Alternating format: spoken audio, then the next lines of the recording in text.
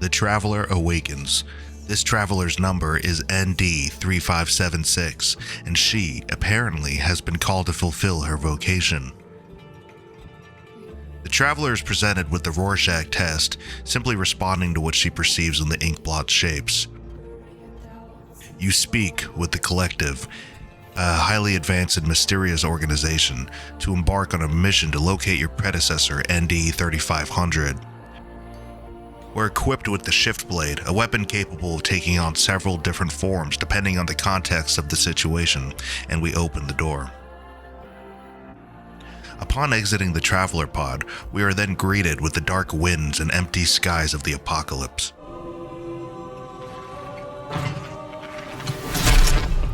What was once the promising city of New Dawn is now a dark and ominous wasteland.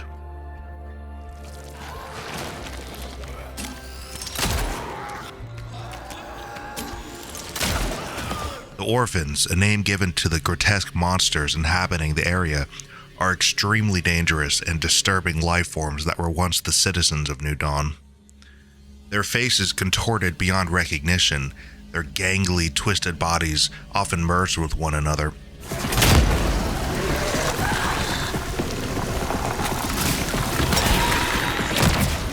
It's the status quo. This is Cronos, the New Dawn.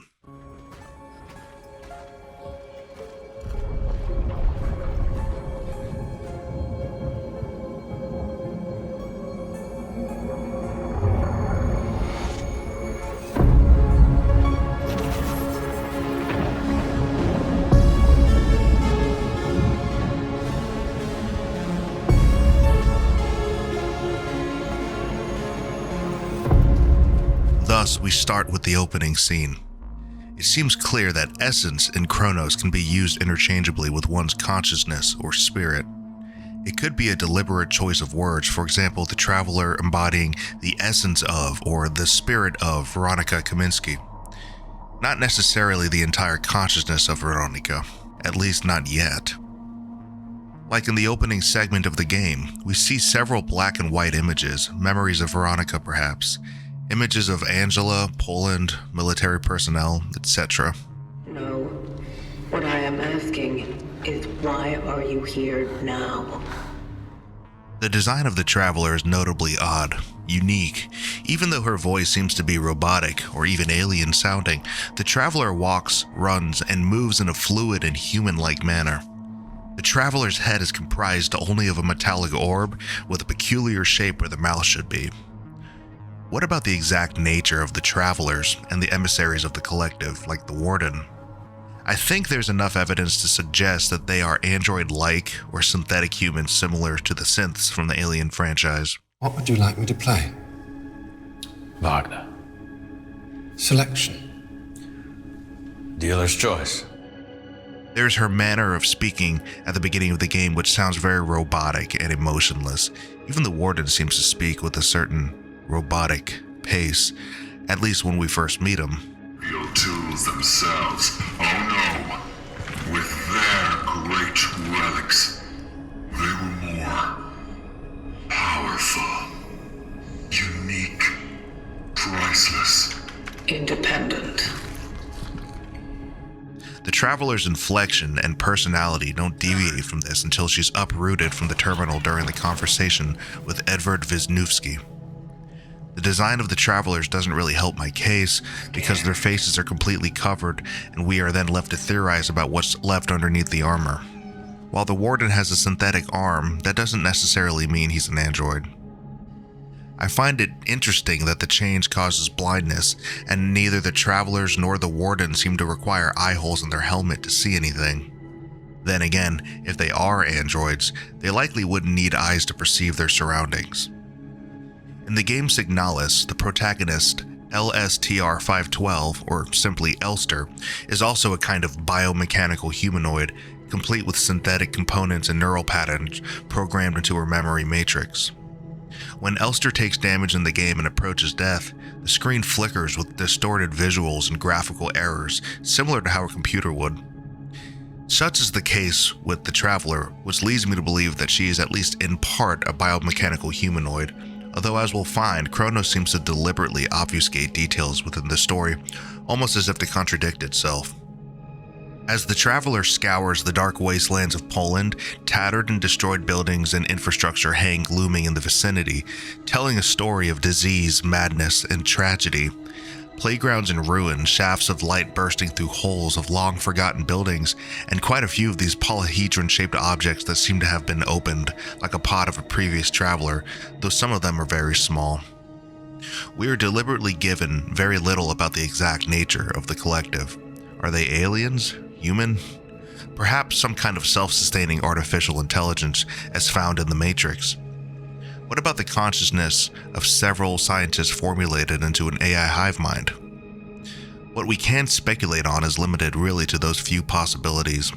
We will dive into what the collective could be later in the video, my personal theories, and in particular what the church section could be implying about the nature of the collective.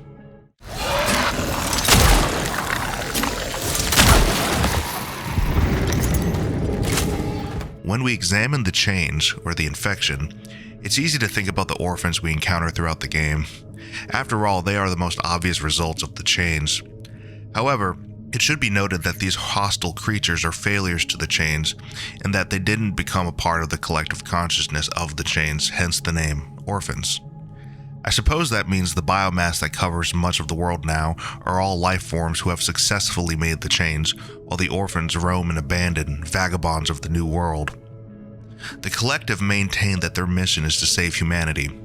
However, the methods in which the traveler harvests essences from humans is presented in such an unsettling, horrifying way that it's difficult to believe that this is the case. What are you doing? Preserving. One interesting theory we'll be exploring here is the possibility that the collective are actually the end result of the change. As seen in a couple memos and during the Steelworks segment, a mining expedition in Poland saw the release of something terrible. It is heavily implied that the origin of the change hails from deep within the planet and was somehow released during excavation. The characteristics of the change, which is neither a virus nor a sickness, does nevertheless manifest itself with symptoms typical of a virus. Symptoms like fever, paranoia, and blindness begin to overtake the individual undergoing the change. If the end result of the change is to have all life forms united under one consciousness, then blindness as a feature of the change sort of makes sense. Perhaps the need for eyesight is not as important anymore when you are now a part of the collective. The other symptoms like fever may have to do with the body's reaction to undergoing the physical transformation of the change. Much like the Dead Space or Alien series, the change manifests itself in the form of biomass tissue surrounding and covering much of everything around us. It is a combination of human bodies and limbs connected to more human bodies and limbs, all merging together into one interconnected life form. Unlike Dead Space though, they are not dead, I don't think. See, in Dead Space, the necromorphs were reanimating and repurposing the dead via alien signals emitted from the markers.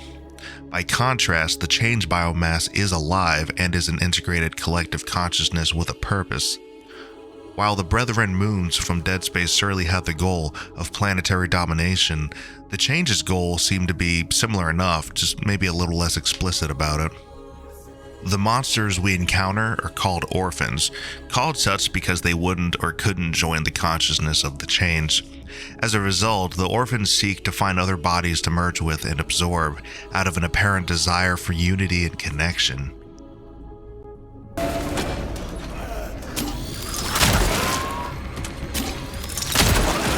You can see where they were in the process of merging, and as a result, the monsters have two faces or several appendages, becoming an amalgamation of the dead bodies they absorb.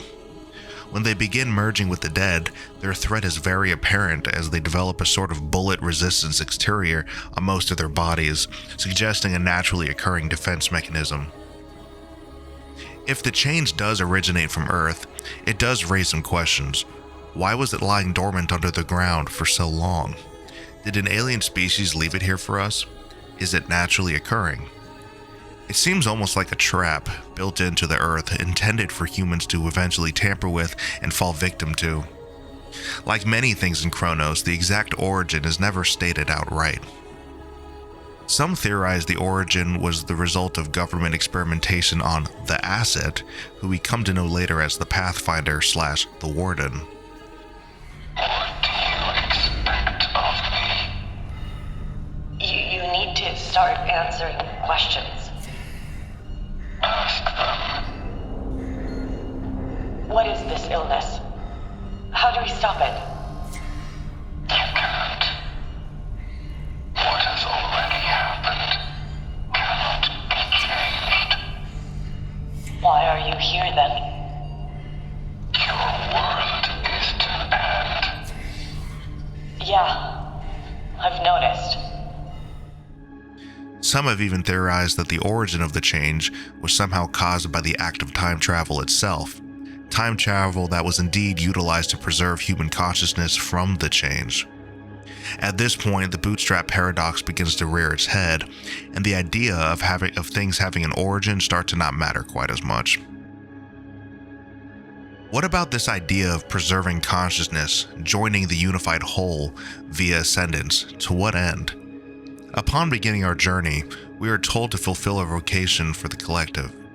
As a traveler, our entire purpose is to go back in time to locate specific humans who did not survive the change, in order to harvest their consciousness and upload them to the collective via a process known as ascendance. We are told that our vocation is vital to the survival and preservation of humanity, that we need as much human thought, creativity, problem solving, etc. in order to find a way to resist the global disaster. However, it's not entirely clear who and what the collective are, and thus it's not entirely clear if they can be trusted. This includes the exact nature of the collective. If they are in fact the final stage of the change, it seems more likely that the vocation, and ascendance for that matter, are a means to further control humanity and preserve the change. I initially thought the collective were indeed the collective consciousness of humans and what was left of humanity in the government. However, it may make more sense if the collective are the final stage of the change, and here's why. If the change is a virus that unifies all life on Earth under one consciousness, I suppose they would be the most likely to develop time travel in the first place. I originally thought it would be Dr. Zybert or the Pathfinder to develop time travel, but a genius human or two is not nearly as efficient as the collective will of all life on the planet. That being said, how does the vocation fit into this theory? How would going back in time to extract the essences of humans serve the collective? But the real question is, how would it not? A hive mind wants as much consciousness as it can, right? It is the idea of truly infinite wisdom and knowledge, effectively an unlimited resource for the collective to continue to sustain itself and dominate humanity.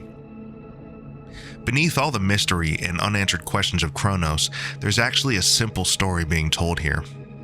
You see, the lore of Cronos is extremely confusing, and that's even before you throw time travel in there. The endless questions: what do the travelers look like? Who are the collective? What caused the change, and how's the Warden the Pathfinder, and all that shit. But the story of Cronos is actually very simplistic, and that is a story of love. The human race is an anomaly to you. Oh yes, and a perfect one.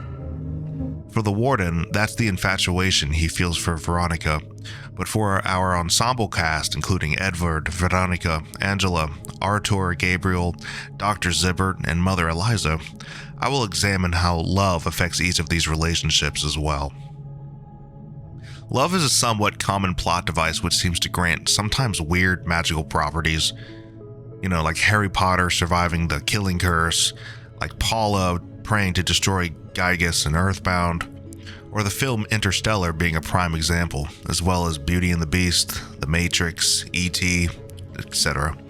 In Cronos, it seems the love the Warden feels for Veronica is the interruption to the collective, the rift that pushes back against the ever-growing hive mind. Although it is hardly presented like this, the final true ending of the game seems to imply there is a possible hope for mankind now that the loop is broken.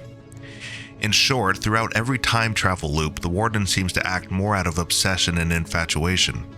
But after feeling truly defeated, and after a certain dialogue option we get on the second playthrough, the Warden actually makes a sacrifice out of genuine love for Veronica. It's only when he truly realizes his way isn't working that he surrenders his will and stops tampering with time. I know I hurt you. But this time I will do this right. The final ending of Cronos shows Veronica greeted by the Traveler, perhaps implying that they now have a chance of saving humanity. Back to the plot of Cronos, as we are placed drop dead in the middle of this setting with no explanation, we are to undertake the mission to extract the essence of Edward Wiesnewski. We are to locate the extraction point through a rift in time back to 1980. We encounter a ton of government propaganda here and throughout most of New Dawn. While there are sure to be tons of hidden meanings and symbolism connecting to the concept of collectivism, or maybe some sort of critique on communism, what I tend to interpret this as personally is more of a backdrop for the entire setting, the societal concept of collectivism working beautifully with the nature of the change, the collective, and so on. This also contrasts greatly with individualism, which seems to fit the Warden well, seeing as he abandons the will of the collective to follow his own goal of saving Veronica. Once the Traveler reaches the dive point, we arrive directly in Edward's apartment on what appears to be Christmas Eve. We have arrived at our destination. Us, the player, have absolutely no idea why we are tasked with extracting this particular man, but his apartment indicates quite a lot, and he seems to know a thing or two about the collective. He believes in a conspiracy that the government is sending people from the future back in time, and he's definitely onto something. We find several newspaper articles regarding missing person after missing person, and the entire wall of his office is covered with his manifesto, and his conclusion overhead, time is up. An erratic and unstable individual who has decided humanity has run its course. I need to pause for a moment to rant about something, so I ask that you indulge me for a moment. When I played this game, I found myself constantly asking, what's the point of this person? The cast of Cronos, to be honest, does so little to hold my genuine interest. Edvard has a thing for Angela, Angela wants to find her mom, Edvard and Angela's childhood friend Gabriel, Barca, had a complex but deep relationship with his brother Artur, who both were employed at the Steelworks. And finally, Veronica was a close friend and student of Dr. Zybert, who also has a daughter who's like a nun or something that took care of baby Pathfinder, and I just found myself asking, who the fuck cares? I'm the type of person who assumes the creators of a work are very deliberate of all elements they include in the story, the presentation, etc. In other words, Chekhov's gun. I assume that if we're presented with anything with any degree of importance, that there will be a payoff somewhere. So nevertheless, I will examine the characters and see how their stories contribute to the overall presentation. Back to Edward's apartment, the Traveler notices a picture with Angela Wozniak. Angela is a friend of Edward and a subject of his infatuation as well. If anything, Edward's fascination of Angela could serve as foreshadowing to the Warden and his whole thing with Veronica. It could also be a contributing factor to the overall motif of love. Perhaps if one major theme of Cronos is communism or collectivism, then infatuation and love could be a contrasting theme. The Traveler eventually tracks Edward down, who is accompanied by Angela. The strange thing here, as we may have noticed, is that Edward seems to have some sort of prior knowledge about the Travelers. He at least has a very strong suspicion of the Travelers' existence, but why? My best guess has to do with Gabriel Barca, who we will discuss momentarily. The Traveler returns to present day and locates the coordinates for the terminal where she is to upload Edward's essence. She begins the ascendance process, which is manifested as a fully dimensional red scape, looking like a version of hell. Here she speaks directly with the essence of Edward Wiesnewski, who she asks what he knows about the change and why he knows so much. Something is wrong.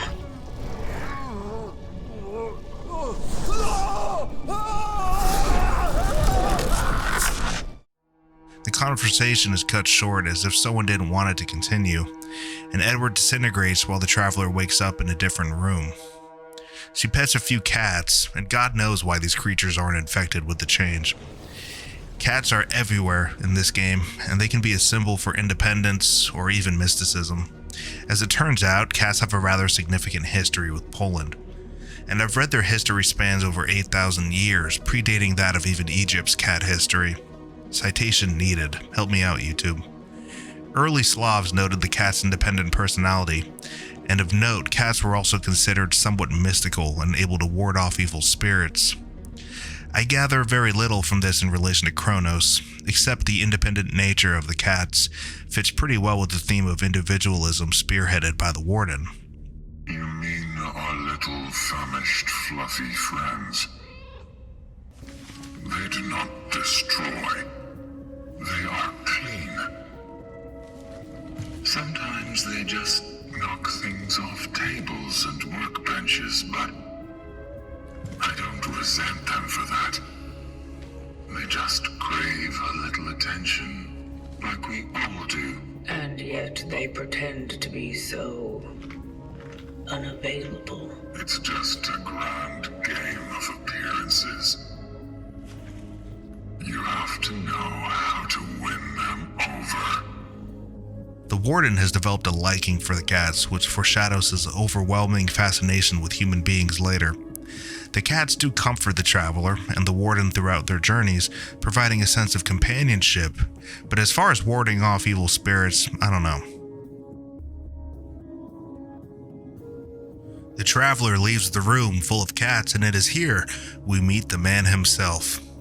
I say he, she, man, woman to describe these characters shrouded in total mystery, but we really have no idea if they are even humans with gender-defining features.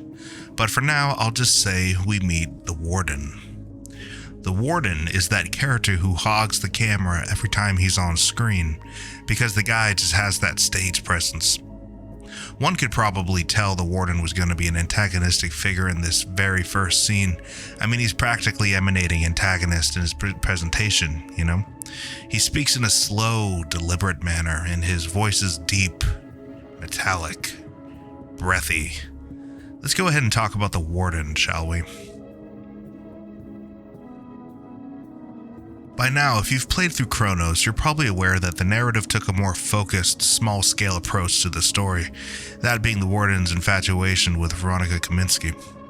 You'll recall that Veronica was one of the targets for extraction assigned to the Warden, but instead of complying with the collective's wishes, the Warden goes off the grid and spends years in hiding, formulating a plan to preserve Veronica's essence.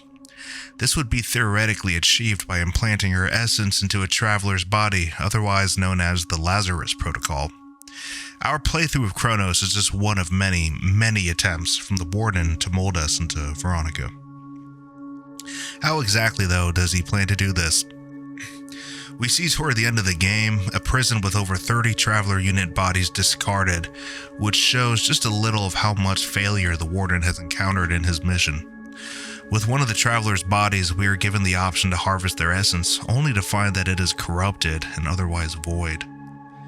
The big reveal is that we are actually another iteration of the Lazarus Protocol. A side note, one thing that's very interesting about the Traveler is her voice acting presentation leading up to this reveal. When we first awakened, ND3576 just sounded like another AI robotic type human voice with no emotion. Just an extension of the collective, but by the end of the game there is a noticeable human element in her voice and body language, and little by little we can see Veronica's essence starting to come out in her dialogue. Monster! It's you who made me this! Why? Why did you make me like this? Because she would never give up.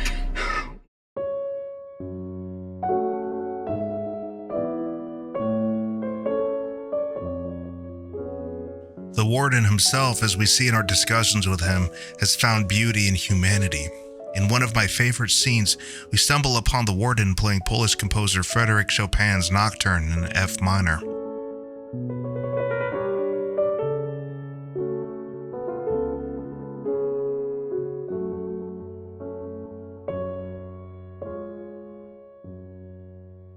This is a very special scene, and it's very similar to how I'd imagine aliens would be like if they encountered some of humanity's classical music from the past. They may not understand the context from which the piece was written or the necessity for it, but they just might experience what the Warden is experiencing, an indescribable feeling, a reaction to the aesthetic of beauty.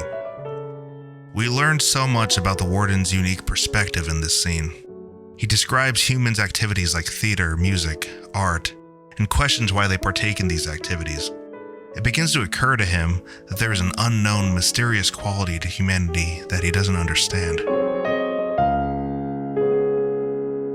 I believe it's these sorts of questions in the Warden's mind that lead him to become infatuated and eventually obsessed with Veronica. If the Warden is fascinated with humanity, though, why does his mission seem so focused only on Veronica? He claims saving Veronica is the only way to save humanity, and to be honest, I kind of believe him. But he seems to devolve into a state where he is obsessed only with resurrecting Veronica.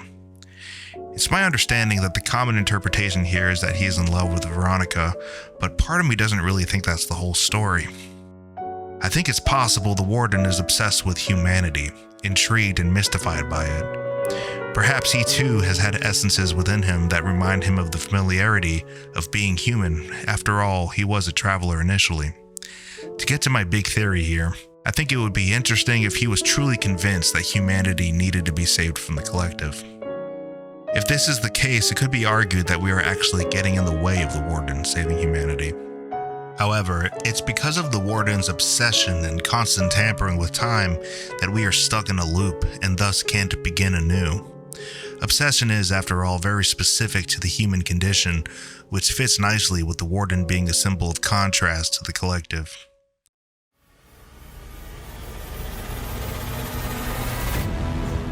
The name Artur Barkia comes up in conversation with Edward and prompts the traveler to make for the Steelworks.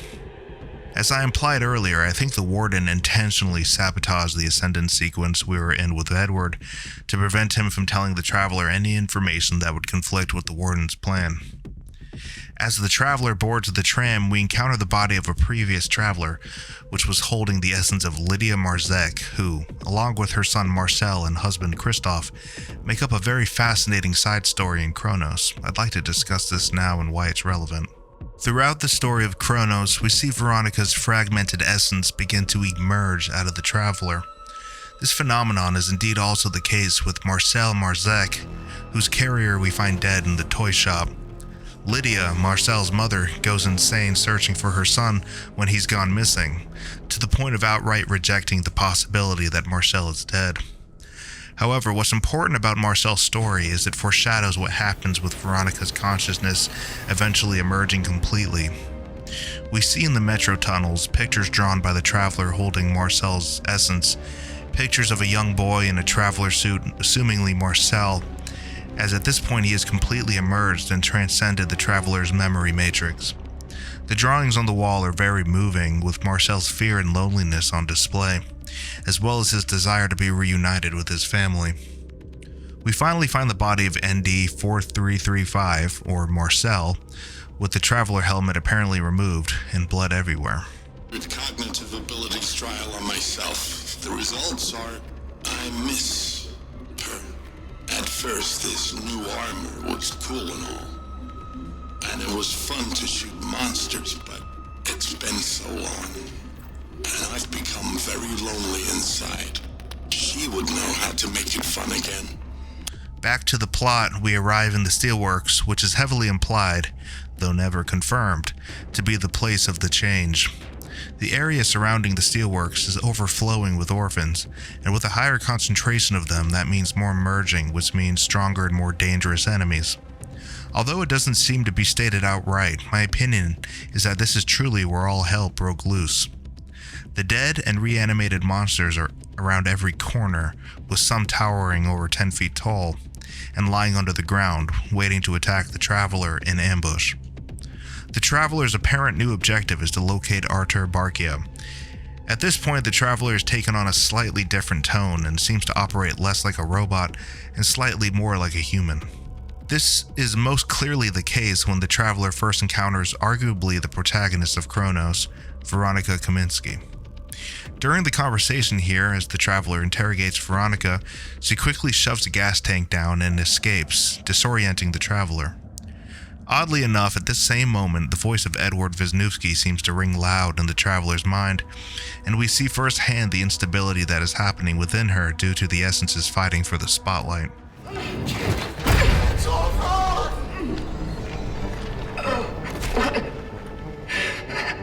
What has happened?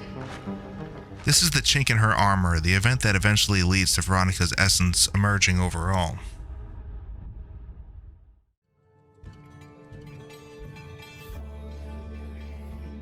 We begin to learn a little bit about Artur and Gabriel Barkia, brothers with a complicated relationship who are both employed at the Steelworks. Their father, Roman Barkia, was a celebrated and prolific figure in the Steelworks during the 1950s. You see, the Steelworks in Cronos seem to symbolize the pride of Poland, as it was simply an industrious marvel. As stated in the memo History of New Dawn, the Steelworks were a shining symbol of the triumph of socialism. Therefore, the game's title, Cronos The New Dawn, is probably a double meaning, referencing both this economic period of growth and prosperity and the current reality of humanity being completely destroyed by the change. At any rate, reading all these articles about the blossoming city of New Dawn in the 1950s does make for a fascinating backdrop. Artur Barkia is a severe alcoholic who is consistently reprimanded at his job for his shitty behavior. He is estranged from his wife and daughters. His wife doesn't want him near the family. Gabriel Barkia, by contrast, is practically the voice of the Steelworks and something of a local hero. As shift supervisor, it's Gabriel's responsibility to oversee and regulate the schedules of the steelworkers. When Artur is to be fired from the Steelworks due to his abhorrent behavior, Gabriel tries to help him out by vouching for him. However, Artur, being a drunk asshole, says very unappreciative things and mean things to Gabriel, essentially punishing his brother for trying to help him keep his job. I return to this point. Why does any of this even matter? Well, keeping with the theme of love, it's truly heartbreaking when the Traveler finally encounters both brothers. Like Edward, Artur recognizes the Traveler for reasons we'll address soon.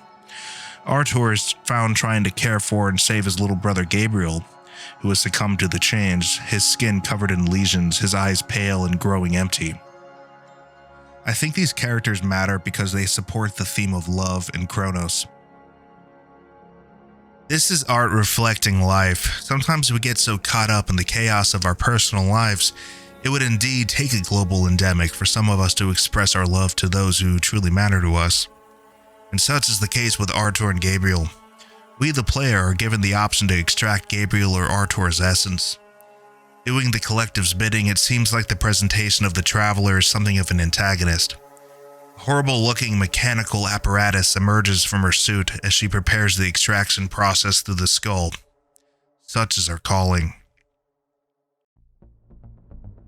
One last observation on the Steelworks. The conflict between the workers' union and the New Dawn military, told primarily from the perspectives of General Bernard Zybert and several memos left by the workers.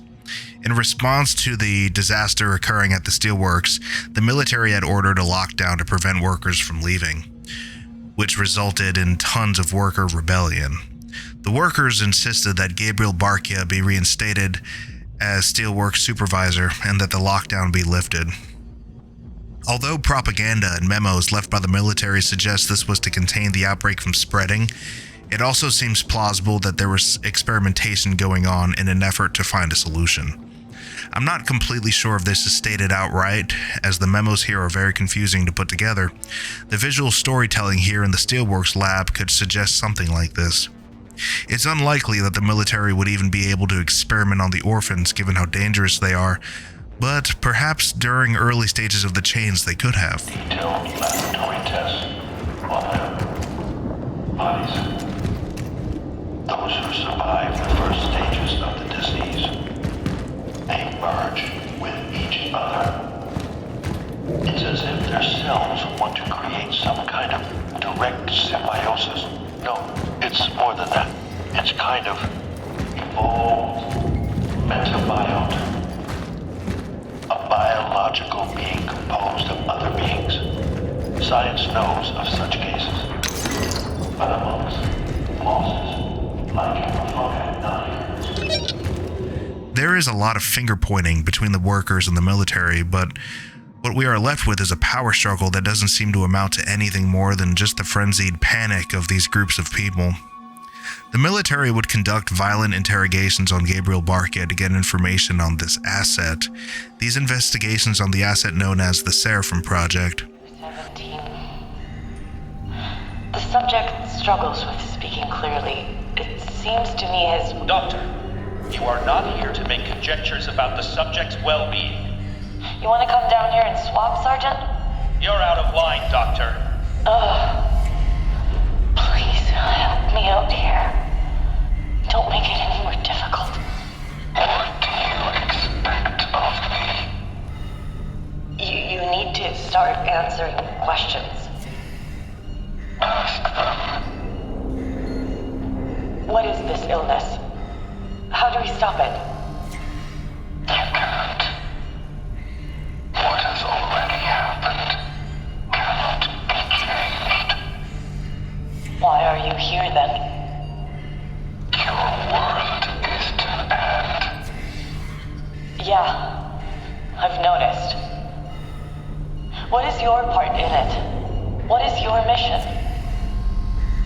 My vocation. Yes.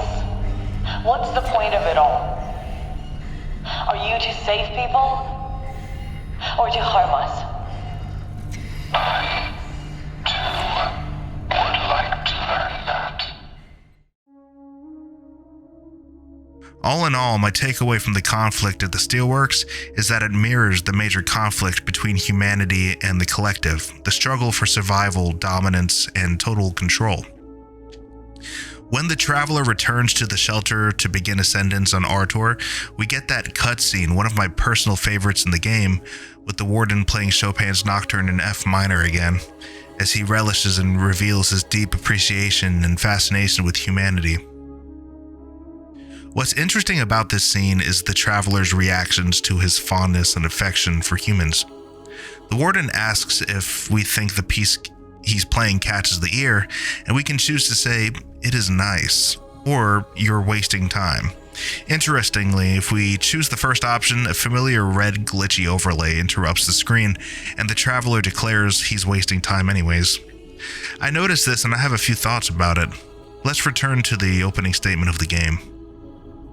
And if the tools are not willing, they will be, right? This moment, like several similar moments in Cronos, is one where Veronica's essence and the will of the collective are fighting for the spotlight in the Traveler's mind.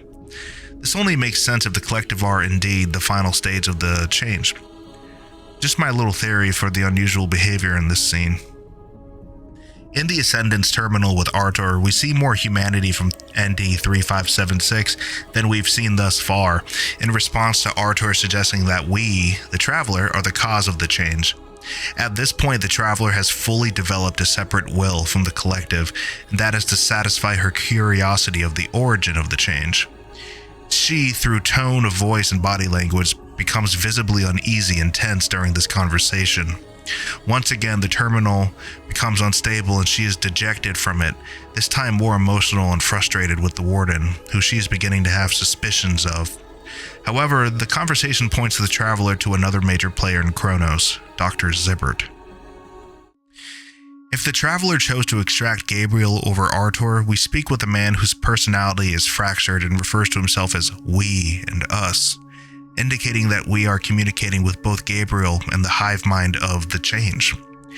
It's kind of terrifying to see the man who is responsible for so much camaraderie and leadership in the Steelworks changed into this warped, disturbing shell of a man whose personality is disintegrating under his skin. There's some back and forth between the Traveler and him, and one thing this game does a lot is intentionally have misleading dialogue as to the nature of the plot. For example, both Gabriel and Artor insisting we, the Traveler, were there and Dr. Zybert worked on us, etc. But we know it's actually the Pathfinder who they are referring to, but much of this kind of misleading dialogue only makes sense on subsequent playthroughs. At this point in the game, we know that Dr. Zybert was in charge of the experiments run on the asset at the Steelworks. Several NPCs hold a degree of animosity toward him for reasons that are difficult to describe. Remember, the exact cause of the change is never given to us. One possibility is that through Dr. Zybert's experimentation, he could have caused the outbreak. Now, I firmly don't think this is the case. Dr. Zybert was trying to find a cure, at least at first. His actions become very strange later with the asset, as we'll find in the hospital sequence. For now, we just know he flees the Steelworks and makes for the hospital, taking the Pathfinder with him. On the way to the hospital, there's so much of the anomaly's effect on New Dawn on display. Much of the landscape, highways, and buildings are all floating around in disarray, with the traveler having to leap around to reach her destination. The traveler will encounter more of these separate anomalies that allow her to hear echoes of conversation with characters from the story. In this case, it's a conversation with Veronica and an unnamed person. Tell Zybert we are unable to accept any more patients. We can't let the same thing that happened in the Steelworks happen here. These people need our help. We need to be there for them. But not at any cost. We must still exercise caution. I'm afraid it's too late for caution. What are you talking about? It's already happening everywhere. I'm not sure how to explain these. We'll call them anomaly echoes.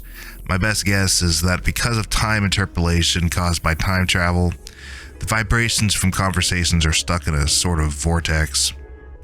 Or they could simply be memories within the traveler that she can interact with once she's obtained the related essences.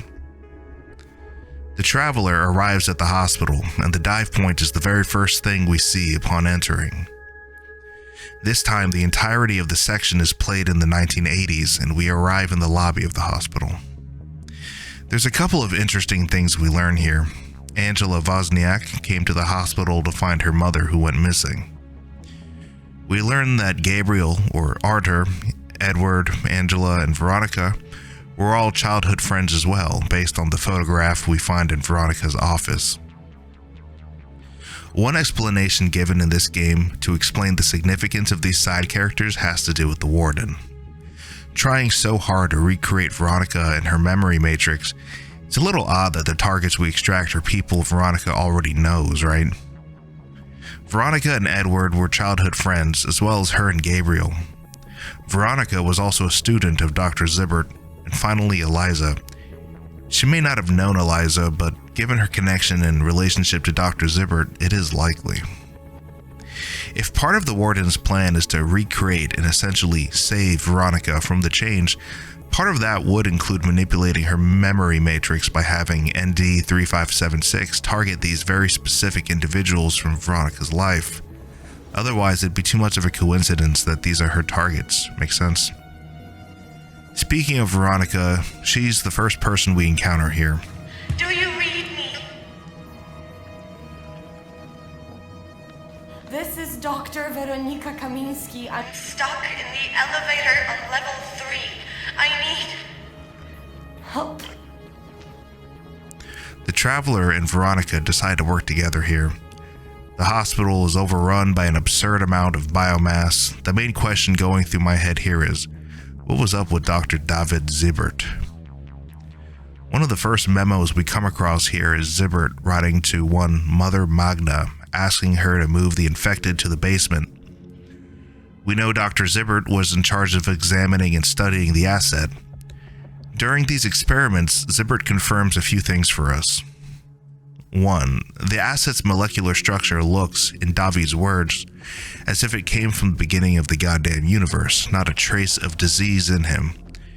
Which seems to confirm whoever the asset is, he or it doesn't seem to carry the change. However, this also implies that Dr. Zybert examined the specimen thoroughly, which, if the asset was simply an android, surely Dr. Zybert would be able to confirm this in his studies. I think the Chimera skin may be a hint to what the Travelers really look like underneath. And 2, it is Zybert's opinion that the change was always lying dormant in the earth, which adds some weight, I suppose, to the possibility of the change coming from those mining expeditions. So, are the travelers, and by extension the collective, actually the final stage of the change? Or at the very least, are the travelers the cause of it? Are you the false prophet? Or are you the beast? Which of you made us look him in the face and be frightened like the worms we have grown to be? At this point, the nature of the travelers is severely brought into question. I think if the collective are capable of developing time travel, they're also easily capable of developing synthetic humans to be used as tools for the collective. The vocation, in my opinion, is the collective's goal of human domination through unity and control.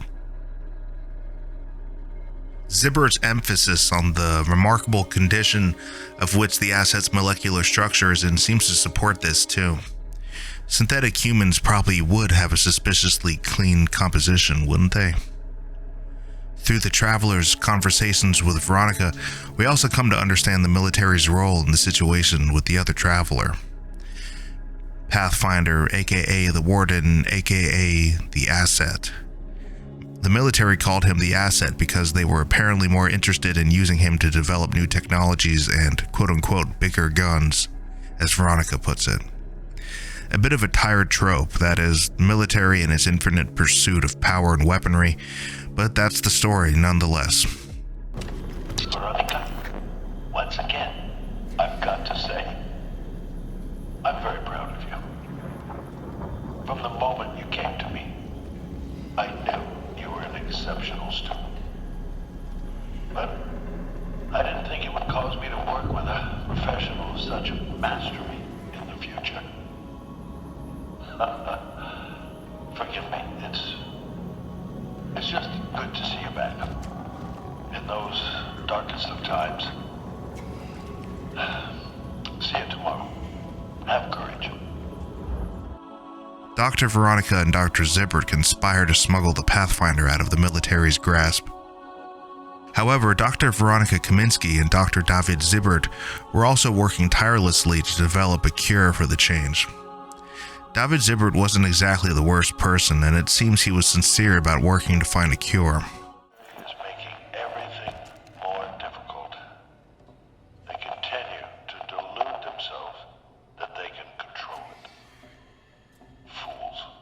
I am trying to act against the general recommendation of mass euthanasia. I adapted the basement of the West Wing to move at least some of my patients there. I will try and save as much as I can. During Project Seraphim at the Steelworks, he brought the Pathfinder to the hospital. It seemed like bringing the Pathfinder there, along with some preparations Zybert had laid out, that he was going to cure everyone in the basement. That did not end up happening, and it's implied by Zybert himself that bringing the Pathfinder to the hospital resulted in much more of the catastrophe. They don't exactly tell us how, only that it was Veronica and Zybert versus the military fighting for control of the Pathfinder, and in the end everyone was infected regardless. We then engage with that black, shadowy orphan boss, again in the basement, an amalgam of orphans presumably, but there's a memo that says this entity seems to exist in response to the space-time anomalies.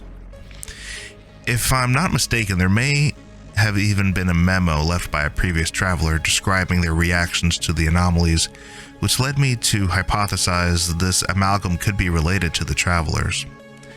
Perhaps these beings are in fact a combination of the synthetic biomass travelers and the space travel anomalies, or at the very least a reaction to it. As far as I'm aware, it would take some impressive mental gymnastics to explain these monsters. Once the traveler finally finds Zybert, we see he eventually fell victim to the change, having had merged with Angela. Something I thought was interesting: why did Angela and Zybert merge? Angela was searching for her mother while Zybert was protecting the Pathfinder. Part of me speculates if there could be more explanation for why two particular people would merge.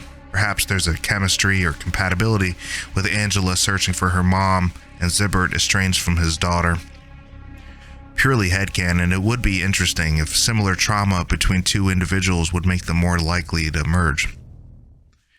During this scene, I thought it was going to be revealed that the Warden is actually Dr. Zybert, in the same way the Traveler was revealed to have Veronica's essence. Based on the relationship the two had, it really seemed like David held a great deal of admiration for his student. Veronica and Zybert were colleagues, both working to come up with a cure for the change. I guess I just thought that would be interesting, and it would explain all the buildup and background information we get on Zybert. Regarding the trek back to the terminal, 3576 is the most human she's ever been, and simultaneously she's undergoing a serious condition as a result of having the essences in her phylactery for so long.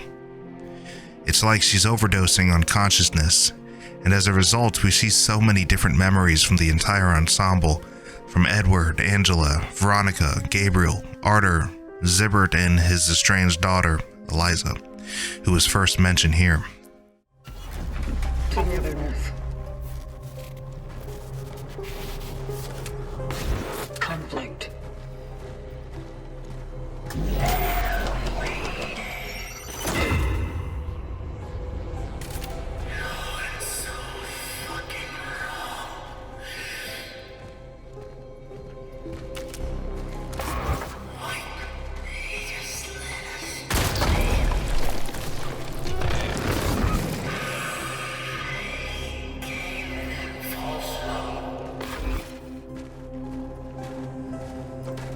No, you will not break me.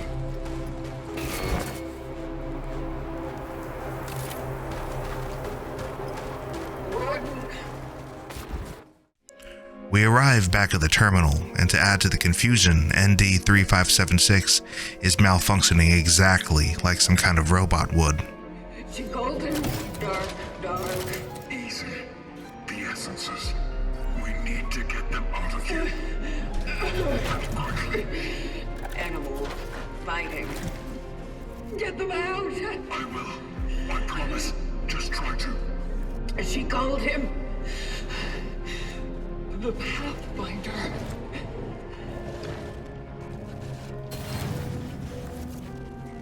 The Pathfinder.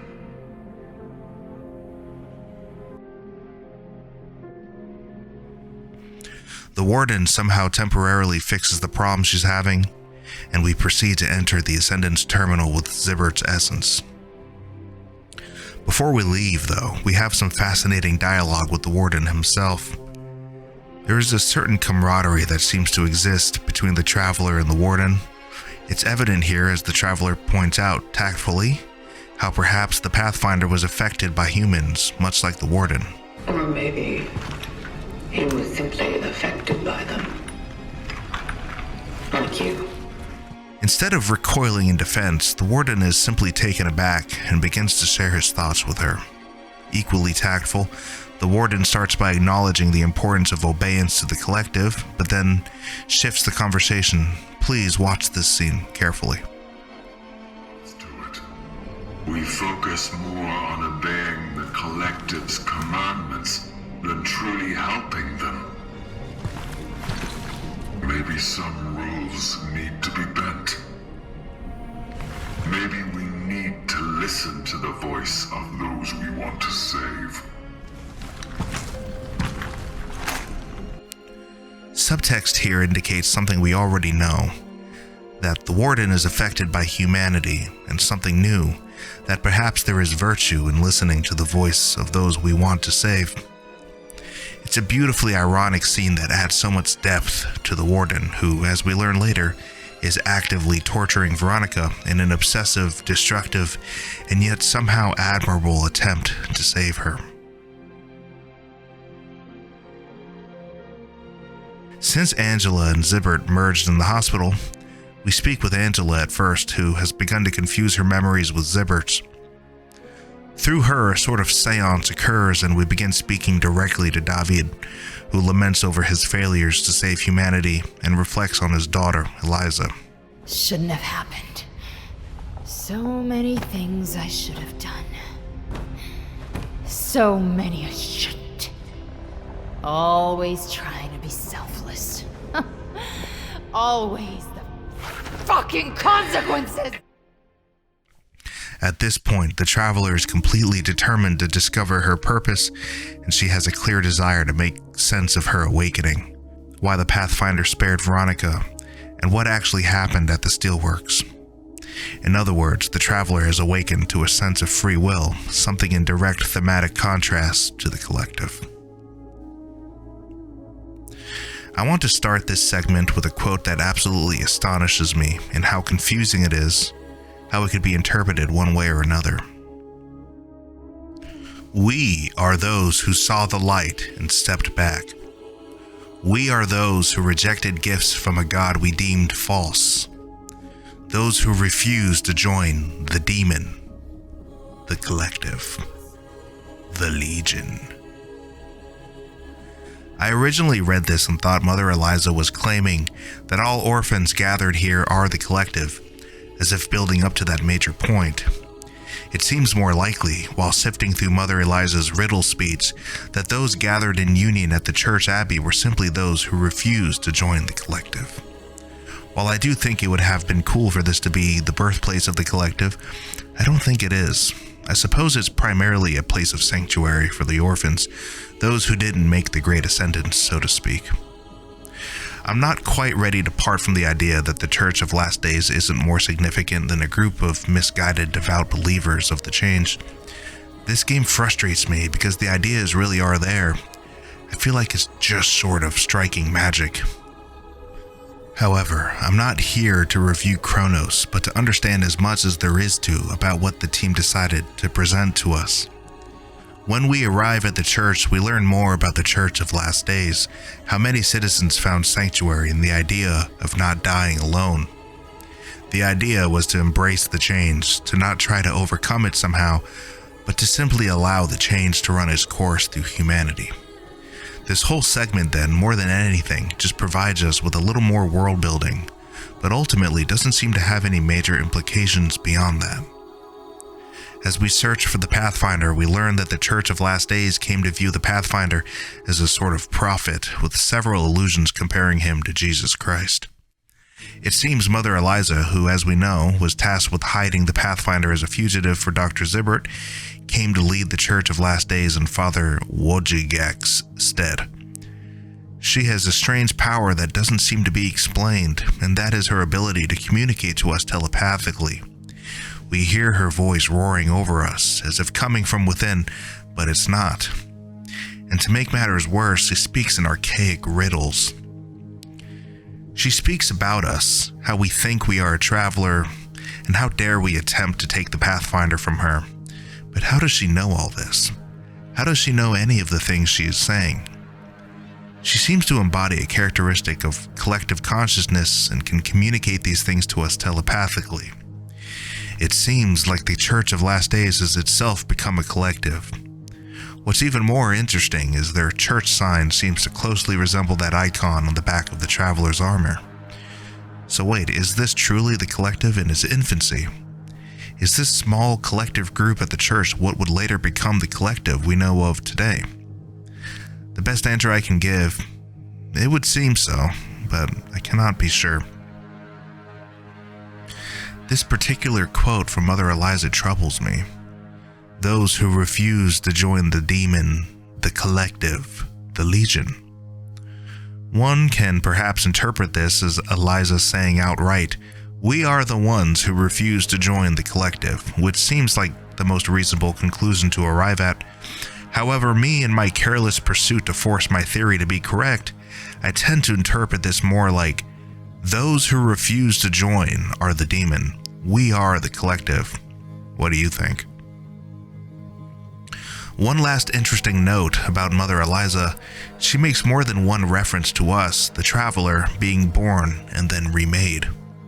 Could be in simple reference to the fact that Veronica was obviously born and then remade into the Traveler's body. However, upon hearing Elliza saying these things, I immediately interpreted it as a world-building explanation of the Travelers in general, as if to confirm that the Travelers are just biomass flesh in a spacesuit, remade with an inherent obedience to the Collective. Gabriel Barkia had come to seek the sanctuary the church provided for his fellows at the Steelworks, but Mother Elliza rejected his request for the church to go to the Steelworks and invited them to come to the church instead. Why?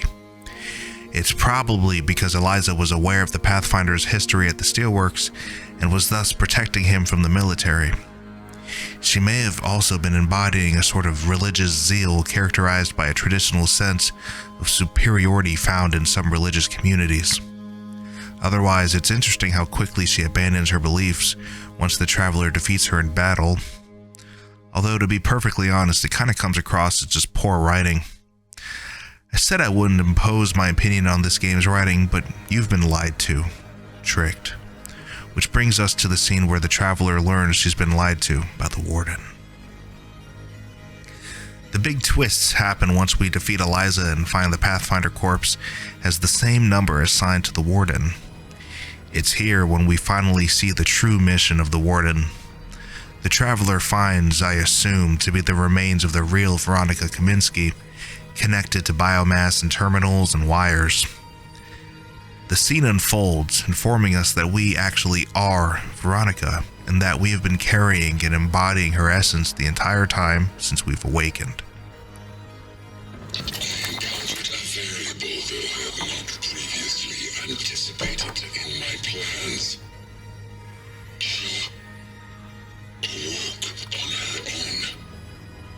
By some miracle, the Rev Capsule's Traveler launch protocol was triggered, and before I knew what was going on, she was already sitting there, connected to the terminal. I know I promised myself that I couldn't intervene anymore.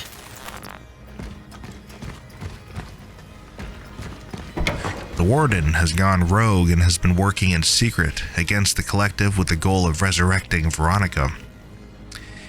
If the Collective are the Chains, then the Warden is something of a protagonist in an antagonist world. But there's more to it than that. The Warden has developed a deep affection for Veronica, and in his words, she was the only one that treated him like a human being.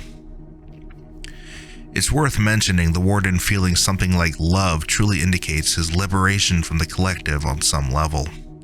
From an obedient servant to the Collective to a free-thinking and deep-feeling entity.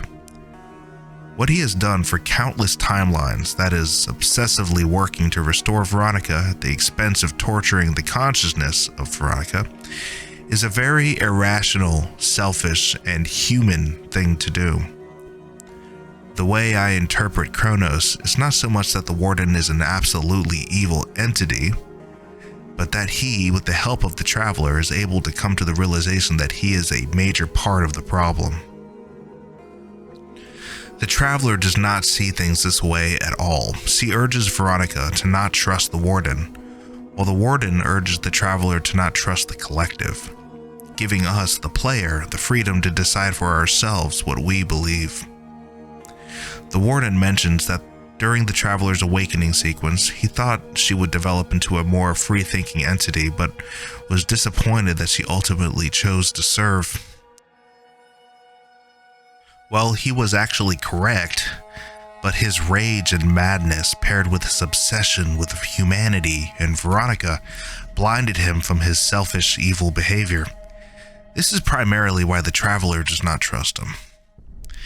If the Collective, or the Change, are meant to be an allegory for the consequences of excess collectivism, then the more selfish and cruel behaviors of the Warden could be an allegory for the problems with excess individualism.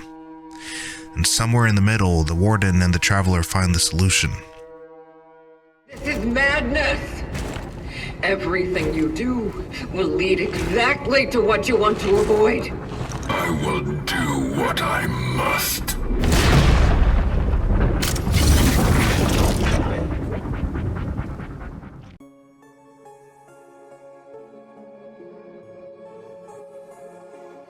The Traveler's methods aren't sufficient because the two endings available result in more of Veronica having been infected with the change. The Warden's methods obviously aren't sufficient either, seeing as he has contributed to more of what he wants to avoid time and time again. Part of my final analysis of Cronos is that in the New Game Plus ending, the implication is that somewhere between these two extreme ideologies lies the solution. Thank you for watching the video. Please tell me your thoughts about this game below, if you agree or disagree with some of my theories and why. This game was seemingly written for theory crafting, so I'd be interested to hear some thoughts. If you enjoy the video, please drop a sub too. It helps to keep me motivated, although I don't think I'll ever tire of discussing video games. I'm the Donberry. Adios.